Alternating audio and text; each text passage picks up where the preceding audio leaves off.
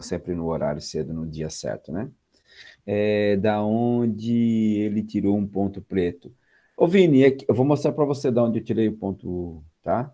O Vitor triste ali, pô. Peraí, Vini. Eu vou tirar aqui, aqui, ó. Eu vou compartilhar minha tela com vocês, daí eu vou te mostrar da onde eu tirei essa piadinha bem boba, tá? Tá chegando aí o compartilhamento. Viu o compartilhamento? Ó, tá aqui, ó, pontinho preto, ó. Viu?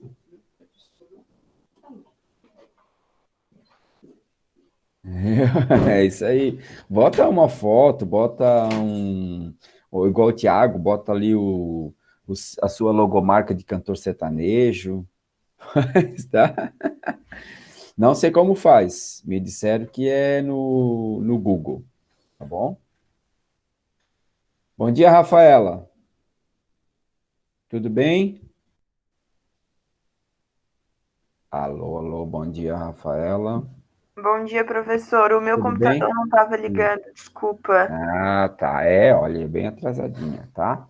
Teve sorte ainda. O professor já estava começando, e depois que o professor começa aqui é difícil para ficar permitindo quem entra e quem não entra, tá bom? Vamos lá. Sim, Então, desculpa. não, eu entendo que hoje, né? Porque o professor teve que trocar com a professora Jimena, Não, porque mas não ela, foi nem isso. O meu computador mesmo né? que não estava ligando, Tá. professor. Porque ela precisava participar do conselho de classe de outra escola hoje, e aí ela não ia poder dar essas aulas, então a gente fez essa troca, tá? Mas é o seguinte, vamos lá, vou fazer um arrastão hoje com vocês. A aula de filosofia, o tema é curto, mas é um tema longo, é um tema gostoso de trabalhar. Então eu fiz um slide, lá na página 17, tá? Sobre empirismo, John Locke. Tem outros pensadores também que tratam a respeito do empirismo, tá? Como o David Hume, mas a gente vai se ater apenas a John Locke hoje, que é o que o conteúdo traz para nós, e depois eu vou com vocês lá em Sociologia e mostro um pouquinho sobre Max Weber, que seria a nossa aula de quarta-feira, tá bom? E então, aqui o empirismo já vai trazer para nós algumas respostas interessantes para a gente carregar a nossa aula de sociologia.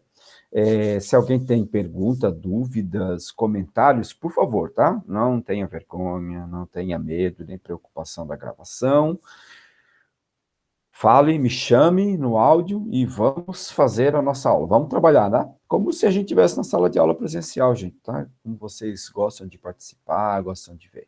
E lá no finalzinho, vamos caprichar para ver se a gente consegue abrir um momento para nós fazer ainda uma pequena reflexão a respeito desses dois conteúdos, amarrando para a nossa vida do dia a dia, para ver como que a gente faz, como que nós funcionamos, como que nós estamos tratando esse nosso dia.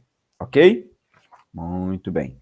Lembre-se lá sempre das nossas opções do dia a dia. Então, empirismo, página 17. Lá vai o nosso slide. Atenção, aqui está. Vocês conseguem ver o slide? Sim? Não, Não? só dá pra ver o Google. Sério?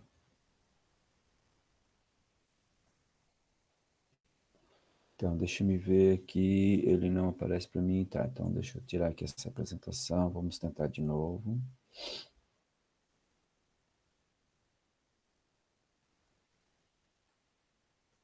Agora foi? Foi. Beleza. Então, vamos lá. Aí tá? Empirismo, tá a foto de John Locke, a mesma fotinha que está na página da apostila de vocês, da página 17. E mostrando para nós, né? Lá, 1697 é esta foto, feita, um retrato, né? Feita por Godfrey Kneller. Então, o que é o empirismo? Em primeiro lugar, o que é conhecimento? Isso a gente viu um pouquinho de epistemologia já no primeiro bimestre em filosofia, né? Falando a respeito do que é conhecimento, como a gente faz conhecimento, né? Começamos lá na Idade Antiga, viemos na Idade Média, na Idade Moderna, chegamos na pós-moderna. E aqui, então, para responder a essa que tem sido uma das principais questões para a investigação filosófica, que é o conhecimento, é importante ter contato com duas correntes de pensamento que surgiram na Idade Moderna e se preocuparam com o tema. Nós vimos semana passada o racionalismo com René Descartes. Vocês lembram que ele usava, então, 3 fases, né, 4 etapas para poder se fazer o conhecimento verdadeiro. Ele buscava fazer um método rigoroso, porém um método assertivo em que não pudesse ser negado, em hipótese alguma, ou duvidado a respeito do conhecimento, né? E aqui nós chegamos com John Locke, o empirismo. Como que a gente faz conhecimento, então, segundo John Locke, que é um inglês? Depois, isto não significa que antes os filósofos não tenham se preocupado, antes da Idade Moderna, né, que eles não tenham se preocupado com a questão do conhecimento. Desde os pré-socráticos, Demócrito, Empédocles, Tales de Mileto, Anaximandro, Anaxímenes, o tema já não era objeto de pesquisa, mas foi a filosofia moderna que trouxe novos debates sobre o modo de analisar como o homem é capaz de conhecer. Aqui falo o homem, vamos dizer, o ser humano é capaz de conhecer. Então, a palavra empírico relaciona-se à experiência. Então, é o conhecimento feito através da experiência que nós temos com o objeto, e quando falamos objeto na filosofia, falamos não só apenas do copo, né, do mouse, o objeto é tudo aquilo que nós podemos fazer conhecimento. Para os empiristas, a experiência sensível é a fonte de todo conhecimento válido e único critério seguro para saber. O que é a experiência sensível? Os 5 sentidos. Então, quando nós usamos os 5 sentidos para fazer um conhecimento, segundo, então, os empíricos, esse conhecimento ele é válido, ele é correto, ele já é o conhecimento verdadeiro. Os sentidos, então, assumem, inclusive, o papel de limite do conhecimento, pois nem todos os dados da realidade são acessíveis à razão, o racional, né? O nosso pensamento, que era o que Descartes defendia como instrumento válido e verdadeiro para fazermos o conhecimento. A tendência empirista ela se dissemina, né, se divulga, se propaga, principalmente na Grã-Bretanha. De fato, a tradição empirista britânica remontava às pesquisas realizadas na Universidade de Oxford, no século XIII. Então, veja que antes da Idade Moderna, né, o empirismo já começa a ter todo um trabalho bem especial, uma movimentação para se fazer conhecimento, né? Para que se defendesse essa teoria, essa ideia de conhecimento. Então, alguns expoentes do pensamento empirista nos séculos XII e XVIII, no século XVII e XVIII, então John Locke, David Hume, David Berkeley, são alguns dos expoentes desta corrente de filosofia para se fazer conhecimento. Então, temos o nosso alvo da filosofia hoje, John Locke, nasceu em 1632 e falece em 1704, né? Então, ele é do século XVII, pega ali uma pontinha do século XVIII, né? Muito, muito pequeno. Ele criticou a noção de ideias natas que René Descartes defendia, né, com a ideia de Platão. Lembram lá da aula passada? A ideia inata de que nós já temos o conhecimento dentro de nós e o que nós precisamos é ser estimulado a ter esse conhecimento. Isso é inato, né? Isso já está dentro da gente. Quem é que está chamando? Davi.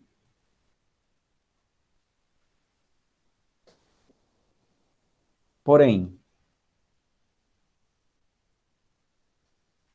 Porém, então, ele vai dizer que a mente é como um papel em branco, por isso o conhecimento começa com a experiência sensível. Distinguiu duas fontes possíveis para nossas ideias: a sensação e a reflexão. Sensação a partir dos cinco sentidos, a reflexão, o pensamento, né? A razão, que ele chama de reflexão, não de razão, porque ele pensa que o racionalismo não pode ser a fonte verdadeira do conhecimento.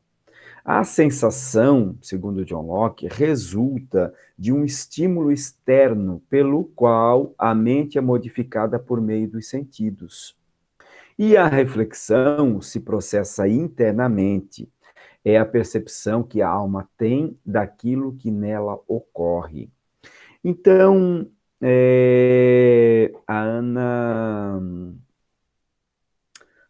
a Ana Gabriela? Não, né? A Ana. Ah, meu Deus. Ana Larissa e Ana? Me ajudem, por favor. Tá Claro. perguntando? Estou perguntando. Nós temos a Ana Beatriz? Larissa e a Ana Beatriz. A Ana Beatriz não está na sala hoje, né? Não sei. Não, né? Não, não chamei o nome dela. A Ana Não, Beatriz, na última aula, eu dava o exemplo do inatismo, da criança aprender a caminhar. Lembram? Lembram disso? sim. Então, para John Locke, a criança nasce com o seu conhecimento zerado, né, como uma tábula rasa, ou seja, não tem nada. E na medida que ela é estimulada, olha só, ele usa a mesma sequência praticamente do natismo, né? Na medida que ela é estimulada, e como que a criança é estimulada a caminhar? Pelo pai e pela mãe, né? Primeiro, o estímulo dela vem quando ela veja os outros seres iguais a ela, né? Semelhantes a ela, os outros seres humanos, andando apenas sobre dois pés. Então, quando ela percebe isto, ela tem um estímulo de também se levantar, ficar ereta e caminhar. Então, é um exemplo segundo o empirismo, através da experiência, né? Ela está percebendo, ela está sentindo, e aí o pai e a mãe começam a incentivar, pegando na mãozinha, levantando a criança e dizendo, vem para o papai, vem para a mamãe, né? E ela dá os passinhos. Então, esse é o estímulo que ele diz, né, da experiência. Então, que nós, nada que a gente não conhece, que a gente não sabe nada a respeito desse mundo que a gente tem. Mas que conforme a gente vai crescendo e vai tendo os estímulos externos, nós vamos então aprendendo a conhecer as coisas. Locke afirmava que nada havia na mente que não tivesse sua origem nos sentidos. Então, que nada a gente aprende, nada a gente conhece, nada a gente sabe na nossa mente, que não seja aprendido pelos cinco sentidos, segundo John Locke. Para ele, então, a mente era como uma tábula rasa, não tem nada, está vazio. Já vou explicar para vocês o que é essa tal da tábula rasa, tá? Não é uma tábua de madeira, necessariamente, tá bom? Ou seja, uma folha em branco, preenchida aos poucos, com ideias simples obtidas por meio da experiência. Então, daquilo que a gente faz, daquilo que a gente acaba conhecendo no dia a dia, fazendo o contato, né? A experiência. Sendo possível, ao entendimento humano, relacioná-las de diferentes formas, por meio da reflexão, compondo assim ideias mais complexas e abstratas. Então, quando ele fala reflexão, ele quer dizer o pensamento. Para ele, reflexão é o pensamento. Então, o racional. Aqui está, então, o que é a tábula rasa? Está ainda na página 17 da apostila de vocês, tá? Tem esse desenho e tem essa explicação. Tábula rasa, então, era a designação latina para as tábuas cobertas de cera utilizadas para se escrever na Roma antiga. Então, lá em Roma, na antiguidade, se tinha uma tábua, né, cheia de cera por cima, onde as pessoas escreviam, faziam os seus símbolos, né? O alfabeto egípcio, por exemplo, né? Era cheio de símbolos, então você ia escrevendo os símbolos ali. Se a camada de cera fosse fina, rasa, isso indicava que a tábua ainda não havia recebido inscrições, que ninguém tinha escrito nada nela ainda, pois a reutilização era feita aplicando-se uma nova camada de cera que cobria a anterior, apagando a escrita. Então, neste caso, se a gente fosse usar uma tábua rasa hoje para aprender, Thaís Furtado é da nossa turma? Sim? É aluna nova. Ah, tá. Bom dia, Thaís. Então, se a gente quisesse, né, nós estivéssemos na escola no Egito Antigo, desculpa, na Roma Antiga, para ir à aula, né? E eu tinha a minha tábua rasa para fazer as minhas anotações da aula. Então, cada aula que eu ia, se eu enchesse a tábua de anotações, eu teria que passar de novo uma nova camada de cera fina, né? Uma nova camada para cobrir aquilo que eu tinha escrito, para escrever de novo. Então, eu tinha que escrever, guardar as informações e fazer de novo. Então, segundo o John Locke, a nossa mente, o nosso cérebro, ele é assim, como essa tábua, sempre vazia, e a gente vai aprendendo conforme os estímulos que nós vamos recebendo do exterior, do mundo que está fora do ser humano.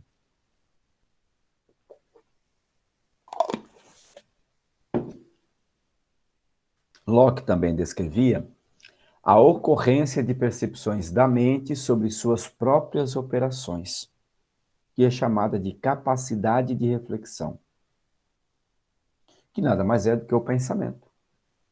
Contudo, afirmava que mesmo a reflexão depende da experiência, por meio da qual a mente capta conhecimentos que, uma vez internalizados e interrelacionados, possibilitam o pensamento abstrato. Então, para Locke, eu primeiro tenho a experiência, o conhecimento através dos 5 sentidos das coisas, para depois, então, eu guardar essa informação no meu cérebro, e a partir daí, eu guardo essa informação, então, abstratamente, como sendo algo que realmente existe. Então, eu não sei o que é um carro, quando criança.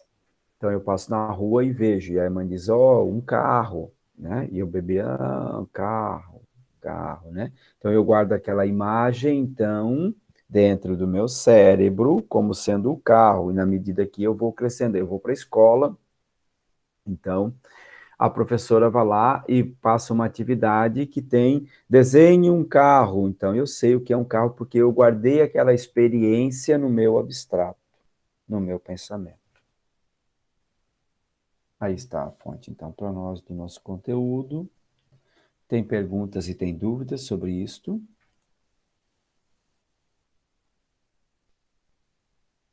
Professor, o que tu acha que a gente nasce com, sabe, o que a gente tinha falado antes, né? O conteúdo anterior é inatismo, né? Tu acha que a gente nasce com algum conhecimento e, tipo, na nossa cabeça, ou que a gente desenvolve através da experiência sensível? Eu acho que a gente utiliza as duas coisas para fazer conhecimento. Eu Pois penso, é, né? Antigamente era muito uma coisa ou outra. Agora a gente pensa, faz sentido tudo que eles falam. mas você lembra lá de Aristóteles? Quando Aristóteles já dizia que ele era discípulo de Platão, né? E Platão acreditava, então, no conhecimento Razão, racional, humilhante. isto, racional, que somente a razão era a perfeição, somente aquilo que a gente fazia através da razão era o perfeito, era o definido, e era verdadeiro, e que nós tínhamos, sim, o conhecimento inato dentro de nós, Platão. Que isso é defendido depois por Descartes, né, com uma profundidade um pouco maior a respeito desse conteúdo. E Aristóteles, que era discípulo de Platão, ele, no fim, então, né, ele já concluía que nós começamos a fazer conhecimento através da experiência, através da empiria, através dos cinco sentidos, e que depois, então, nós fizemos esse conhecimento verdadeiro através da razão. Então, Ah, então é que nem John Locke? John Locke é o inverso. Como assim? Não era o que o Aristóteles falava? Não, John Locke disse que nós fizemos o conhecimento verdadeiro pela empiria, mas que nós guardamos com o racional, né? Que a razão, ela pode sim guardar isto, né? Mas só vai guardar o que a experiência fizer. Aristóteles ainda defendia que a razão era sim a fonte do conhecimento verdadeiro, mas que esse conhecimento poderia começar sim pela empiria, pela experiência, pelos sentidos. Entendeu? Não. É que Vamos de novo. eu inclusive anotei aqui que o que tu estava falando, que o John Locke era empirista, que a Uhum. experiência sensível é a fonte de conhecimento. Aí eu anotei aqui, aí tu falou que para ele a fonte de conhecimento era a razão? Não, para Buguei John agora, Locke não sei não. mesmo.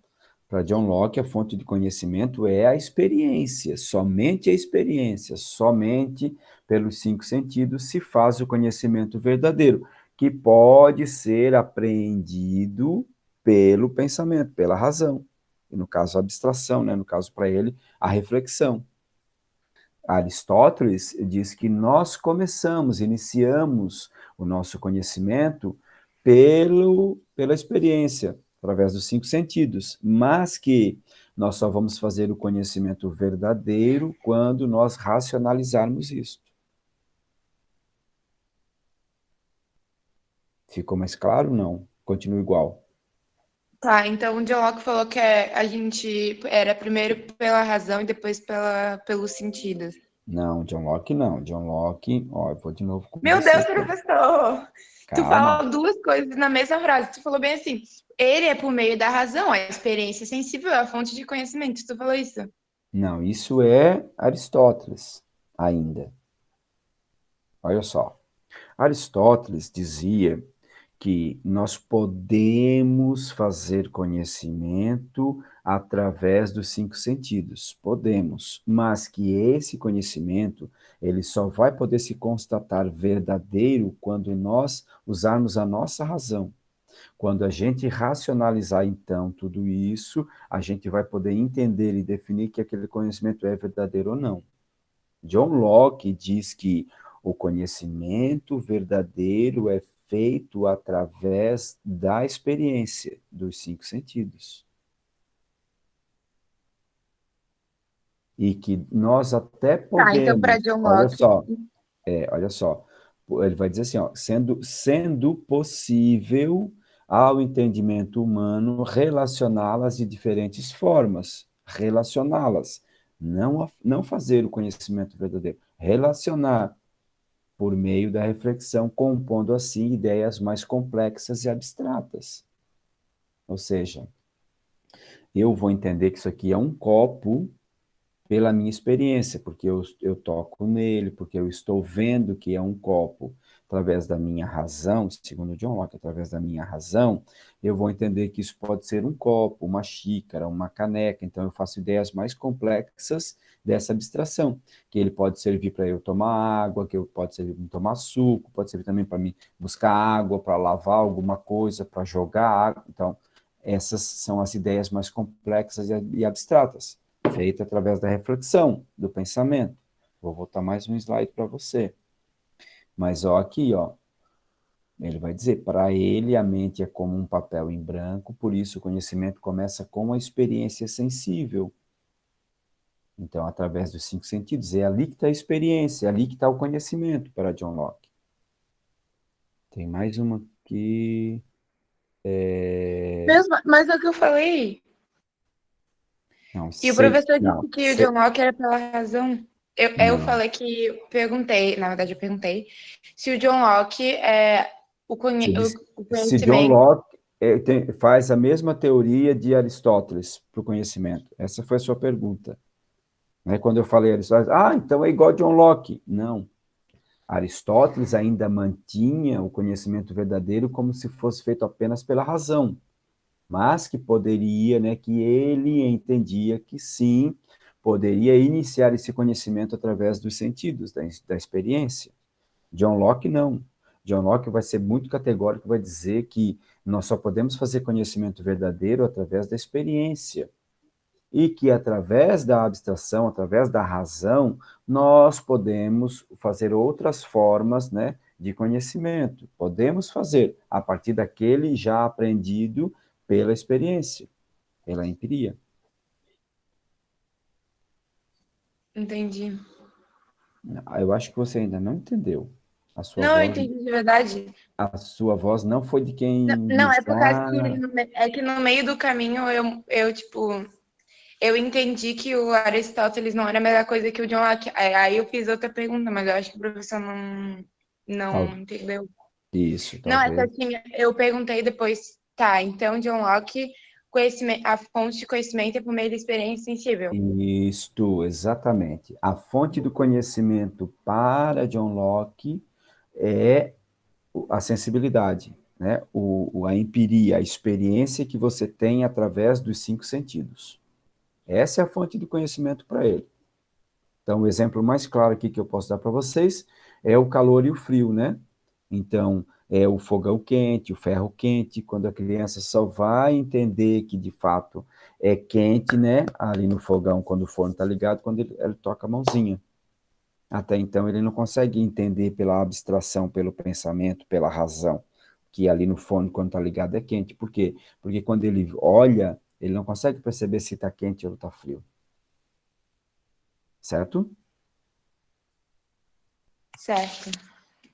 Então, mas e aí, depois que ele faz isso, ele vai conseguir fazer essas abstrações, né, através do pensamento da razão, segundo John Locke, de entender que há outras ferramentas também, ou outros objetos, que podem ter a mesma situação do fogão. Então, talvez ele possa ver uma máquina de lavar e a máquina esteja lá funcionando e a criança, né, ela não toca porque ela pode ter medo de se queimar também, porque ela pode entender na sua razão que a máquina também, quando está funcionando, porque ela tem o mesmo formato do fogão, ela pode também estar quente. Esse é um exemplo simples. Aristóteles, ele vai dizer que o nosso conhecimento verdadeiro, ele só vai acontecer quando a gente racionaliza na razão. John Locke vai dizer que não, que o conhecimento, né, a gente conhece, vai saber que o forno está quente, a gente tocou nele. Eu não vou racionalizar isso, eu vou tocar nele para sentir que ele está quente e pronto. E Aristóteles, não, ele vai dizer que eu posso ter o toque, posso perceber essa experiência dos sentidos, posso estar vendo, posso estar ouvindo, mas é só quando eu racionalizar isto, né, através da razão, do pensamento, é que de fato eu vou entender e fazer o conhecimento disso. Tá? John Locke não tem a mesma percepção de Aristóteles quanto ao conhecimento. Tá bom? Tem pergunta e dúvida ainda? Não, eu entendi. Entendeu? É por causa que eu acho que no início, quando a gente estava estudando Aristóteles, eu fiz uma visão, desenvolvi uma visão equivocada dele. Eu, tipo, tava na minha cabeça que Aristóteles era por meio dos 5 sentidos. Uhum. Só. Eu Não. não peguei essa parte da razão. Tá. Não, Aristóteles, ele utiliza, né, ele, vamos dizer assim que ele abre uma exceção para entender que os sentidos, eles podem iniciar o conhecimento para você. Então, segundo Aristóteles, né, eu vou entender que isso aqui é um copo de água, porque eu estou vendo, eu estou tocando, eu estou sentindo ele. Mas só quando eu racionalizo aqui, ó, no pensamento, é que eu vou, de fato, conhecer verdadeiramente que isso aqui é um copo d'água. Antes disso, só tocando ou só vendo, ele vai dizer que esse conhecimento ainda é imperfeito. Tá? Tá bom. Beleza. Então, vamos pular lá na nossa apostila de sociologia. Alguém mais quer perguntar alguma coisa, quer fazer um comentário a respeito? Não?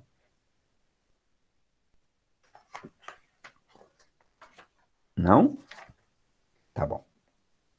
Então, na nossa página 16 da apostila de sociologia, conseguiram acessar?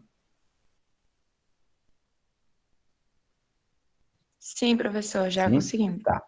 Então, eu também tenho um slide aqui para vocês. Vocês conseguem ver esse slide? Não.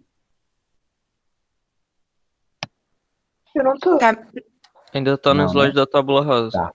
Então, eu vamos lá. também. Tá. Eu, É isso?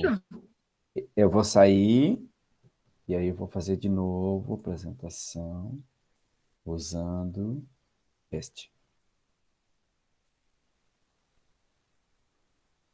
Agora vocês veem, né? Sim. Beleza. Sim. Aqui que é diferente do Clip Scholar. Tem que ir lá, tocar nele para ele poder fazer, senão não entra. Muito bem. Então, a sociologia compreensiva de Max Weber. É o que está na nossa página 15 de sociologia a respeito do nosso conteúdo que a gente está trabalhando em sociologia, que é o indivíduo e a modernidade. Então, nós vamos, nessa segunda parte desse bimestre de sociologia, a gente vai trabalhar Max Weber e George Simmel. São dois sociólogos e que têm uma visão bem interessante para nós. No caso de Max Weber, que é o que a gente vai ver hoje e na próxima aula, a gente vai ver uma forma diferente de fazer sociologia, porque antes, com Emily Durkheim, Augusto Comte, Karl Marx, a sociologia partia do social, da sociedade, do todo, para eles, para o indivíduo. Aqui, com Max Weber e com George Simmel, nós partimos do indivíduo, do ser em si, para a sociedade. Para a gente poder compreender, então, o social, precisamos compreender o ser, o individual. Por isso que a gente chama de sociologia compreensiva. E aí começamos esse nosso conteúdo com 3 perguntinhas, 3 reflexões para nós. É a sociedade que influencia o indivíduo ou o indivíduo que influencia a sociedade? Eu quero que vocês vão pensando durante o conteúdo do Weber, e lá no final, então, do Weber, nós vamos procurar responder essas perguntas oralmente na nossa sala virtual, tá bom? De hoje ainda. Depois, o modo de vida moderno tem nos afastado ou aproximado das outras pessoas? Então, aqui, quero que vocês pensem na pré-pandemia, no pandemia, que a gente está vivendo, e no pós-pandemia. E a terceira pergunta de reflexão para a nossa aula. Será que estamos caminhando para uma sociedade mais individualista, indiferente e calculista? Calculista aqui não é no sentido apenas de calcular custos de dinheiro ou de valor de uma mercadoria, mas calculista no sentido de calcular, sim, valor de alguma coisa que se faz. Aí uma breve biografia de Max Weber, que não traz aí para nós na apostila. É alemão, né? 1864 a 1920, no final do século XIX, início do século XX, pega o fim da Segunda Guerra Mundial, da Primeira Guerra Mundial. Também fez cursos de economia, história e teologia. E aqui eu chamo a atenção para que vocês percebam um detalhe em vários pensadores, seja da sociologia, da filosofia, da física, da astronomia, seja de qualquer área, deste período, né, então até 1950, 1970, podemos dizer assim, para vocês perceberem a influência da igreja, seja católica, protestante, no mundo ocidental, mesmo o domínio da igreja cristã tenha se encerrado, né, de uma forma mais eficaz lá, ou direta, lá no início da Idade Moderna, mas ela ainda continua influenciando a sociedade de um modo geral. Então, pelas famílias serem cristãs, os filhos normalmente estudavam ou numa escola católica, ou faziam um curso de teologia, ou estudavam a padre, ou pastor, né, ou a freira. Então, tinha-se sempre um encaminhamento religioso cristão ainda, até aí os anos 70. Depois disso, já começa a cair bastante. Vejam, bom, estamos falando de 50 anos atrás. É muito pouco para a história que a gente tem, de 20, 30, 40 séculos, né? Um outro detalhe muito interessante dele, então, entre 1904 e 1905, ele publicou em duas conhecidas obras, protestante, o estudo do capitalismo, que é uma obra fundamental da reflexão social que vem a respeito. Durante a Grande Guerra, foi a Primeira Guerra Mundial, 1914, 1918, foi diretor de hospitais militares em Heidelberg, ainda na Alemanha.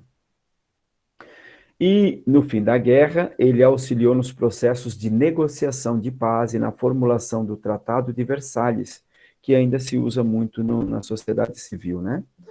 Também foi consultor do governo alemão, participando da elaboração da Constituição de Weimar. Quem é que está chamando-nos? Olha, a Ana Beatriz resolveu aparecer na aula. Bom dia, Ana Beatriz. Caiu da cama, não?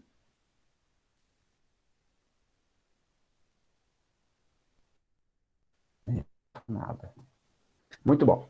Então, as sociedades modernas, elas apresentam uma formação singular na relação entre indivíduo e sociedade. Formação singular quer dizer uma formação individual, particular. Dinâmica ressaltada pelos autores clássicos da sociologia, então Max Weber e George Simmel. Para eles, a sociedade não é uma realidade externa, o que acontece fora, aos indivíduos, mas é produto das interações individuais cotidianas. Para eles, a sociedade, ela é o que acontece, é o resultado dos acontecimentos, das interações, das relações que cada ser faz com outro ser humano. Portanto, considerando o significado das condutas individuais em diferentes contextos, as contribuições teóricas de Simmel e Weber partem do indivíduo como elemento primordial de análise das sociedades modernas. Eles vão partir, então, do ser humano, da pessoa singular, única, exclusiva, para poder ter uma ideia a respeito da sociedade. O que a sociedade está funcionando assim? Então, eles vão procurar entender o indivíduo, o individual, o ser que participa daquela sociedade de maneira singular, para poder, então, fazer uma ideia a respeito da sociedade, do todo. Uma das contribuições, então, mais significantes de Max Weber é a reflexão sobre o método das ciências humanas, em especial o da sociologia.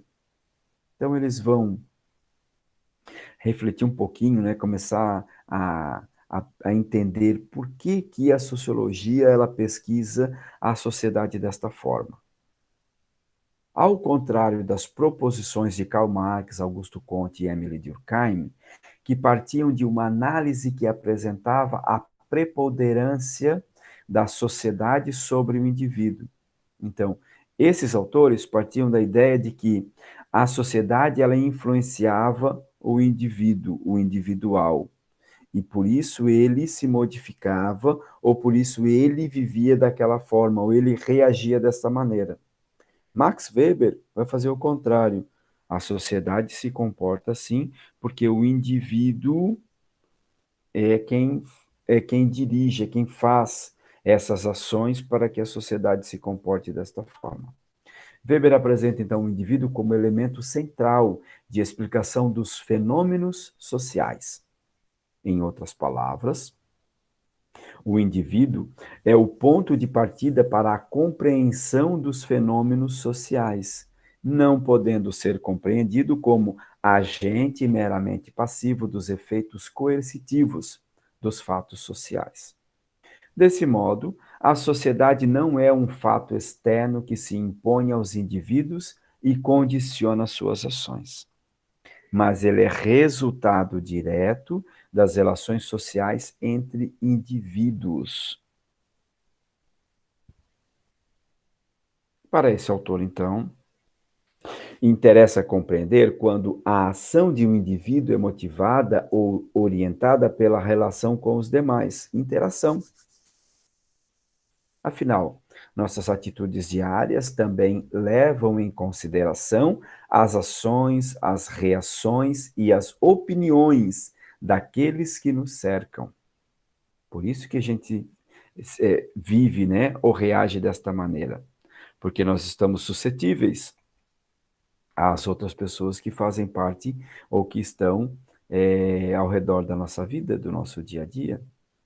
Por que, então, eu penso dessa maneira, porque eu falo dessa maneira, porque eu escrevo desta maneira, porque eu me comporto dessa forma? Segundo Weber, porque eu reajo a estímulos de outras pessoas que estão ao meu redor, ou seja, influências. Compreender o comportamento social significa, mais do que analisar a legislação, ou seja, as regras, as leis que regem esse grupo social, o tipo de Estado, as instituições sociais ou as divisões de classes, e verificar o modo como se desenvolvem as relações sociais entre os indivíduos nos mais diversos âmbitos, né? No seu comportamento, seja na escola, na igreja, na rua com os amigos, no shopping, no casamento, no trabalho. Então, quando um aluno resolve estudar para uma prova de fim, a fim de ser aprovado, ele está orientando sua ação por eventos passados, então, a média das notas escolares, por elementos do presente, que é a cobrança familiar, por elementos previsíveis, que é o risco de uma eventual reprovação. É aqui que está a influência dos meios onde ele vive para ele poder, então, estudar ou fazer, ou tomar a decisão de fazer essa prova, ou não fazer, ou de como fazer. No caso, a simples ação individual de estudar tem todo um sentido que envolve a relação com outros indivíduos e instituições sociais. Aí vem os professores, os familiares, a escola, a igreja, o trabalho, entre outros. Então, isto, para Max Weber, é o que caracteriza a ação social. Então, o que é uma ação social para Max Weber? É quando eu, então, reajo a estímulos externos a mim para tomar decisões. Outro exemplo de ação social é o uso que fazemos do cartão de crédito em uma transação comercial.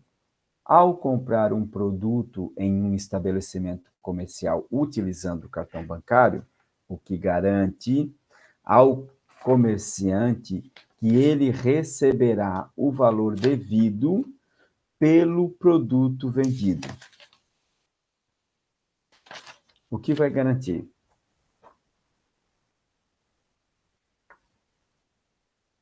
Simplesmente, pode parecer estranho, mas se refletirmos um pouco, veremos que adquirimos um produto sem apresentarmos dinheiro em espécie em troca. O aceite do comerciante àquela modalidade de pagamento está fundado na confiança que as partes de uma relação comercial têm no funcionamento de uma estrutura financeira que possibilita o correto pagamento do produto. Tanto o comerciante quanto o consumidor orientam suas ações de acordo com uma rede de indivíduos e de instituições que permite a segurança de tal operação. O que garante tudo isso é a confiança. Então, quando você compra um produto na internet, o que é que garante para você que vai chegar aquele produto que você está comprando, naquele valor? O que garante é a sua confiança no modelo financeiro e de negócio apresentado a você. Se não fosse isto, você não compraria, né?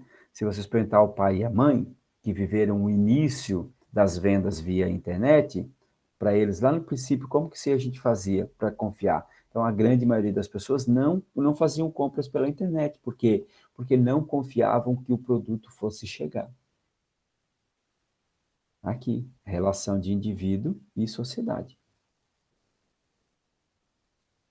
O sistema financeiro, então, funciona tendo como princípio a confiança de que todos os entes envolvidos corresponderão às trocas monetárias relacionadas a cada transação. Mesmo assim, a gente ainda tem golpes, né? E são esses golpes feitos por indivíduos, não pela sociedade, por indivíduos, que a gente leva em consideração para ter desconfiança ou ficar inseguros em fazer uma nova compra. Isto não significa, então, que qualquer contato entre diferentes pessoas seja entendido como uma ação social. A colisão, por exemplo, involuntária entre dois ciclistas, por exemplo, não pode ser entendida como uma ação social. Entretanto, pode tornar-se uma ação social se eles interagirem após a queda, pedindo desculpas ou reagindo com hostilidade.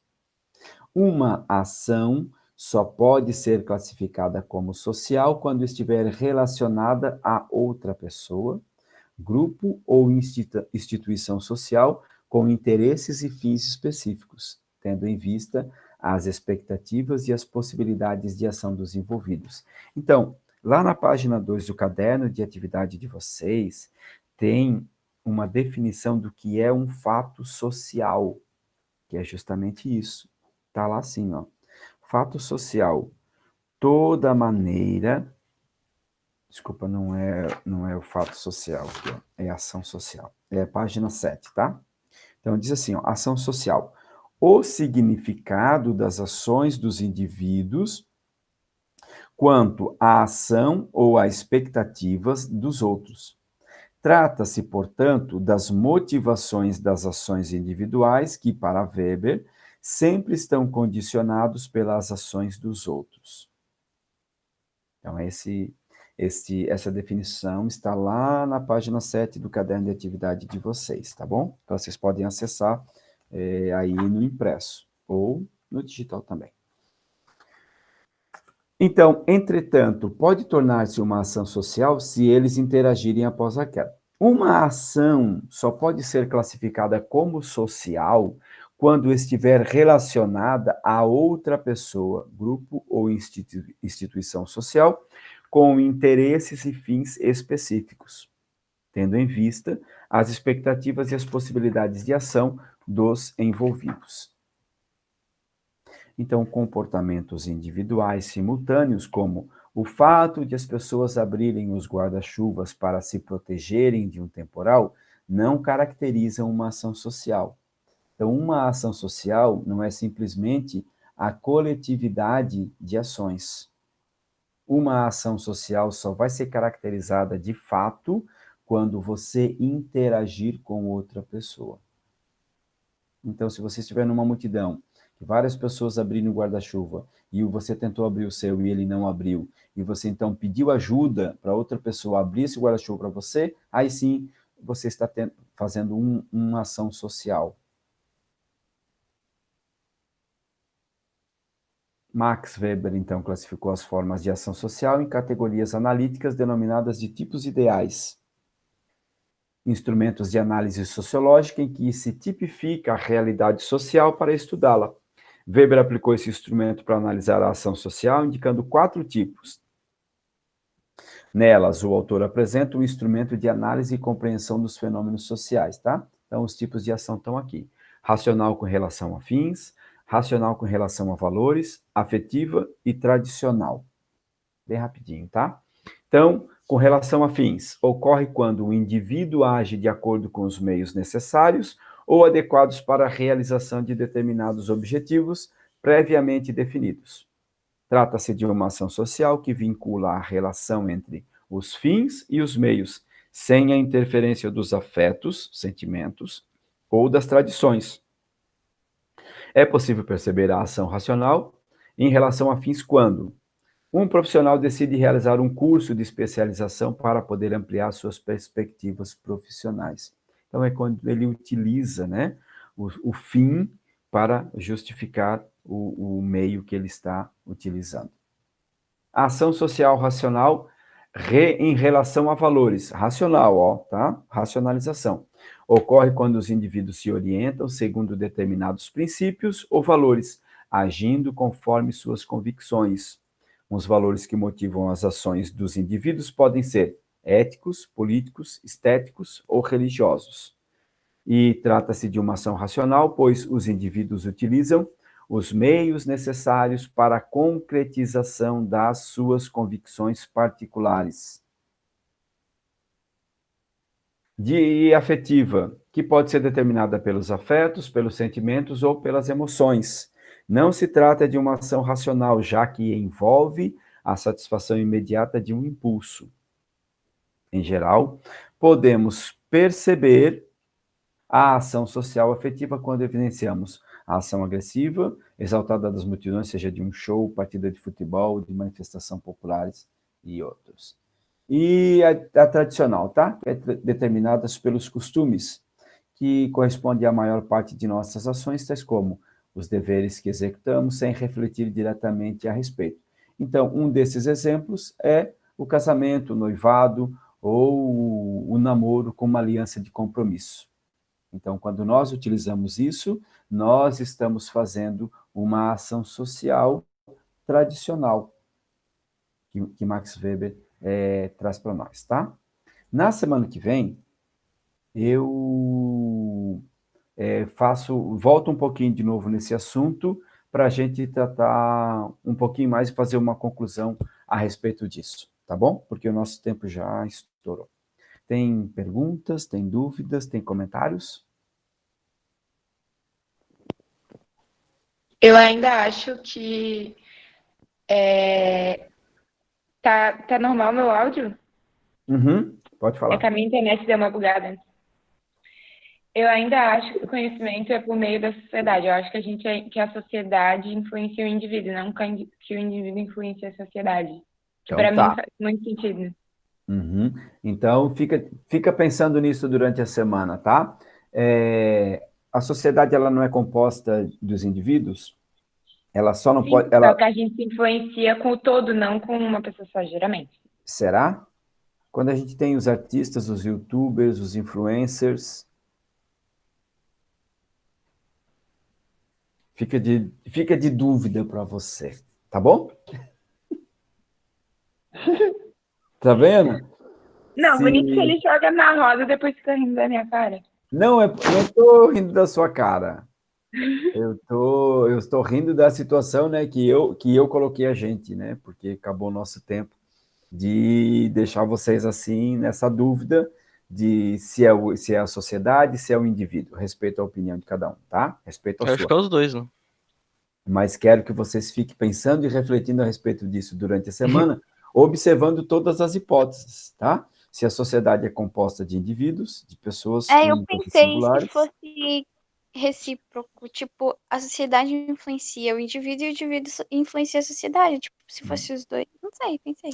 Pensem, busquem aí fundamentos para defender na próxima aula. A Ana já vai defender essa hipótese do social como influenciador do indivíduo. Então, pense, e a Ana Beatriz e o Davi pensam... João Gabriel, desculpa.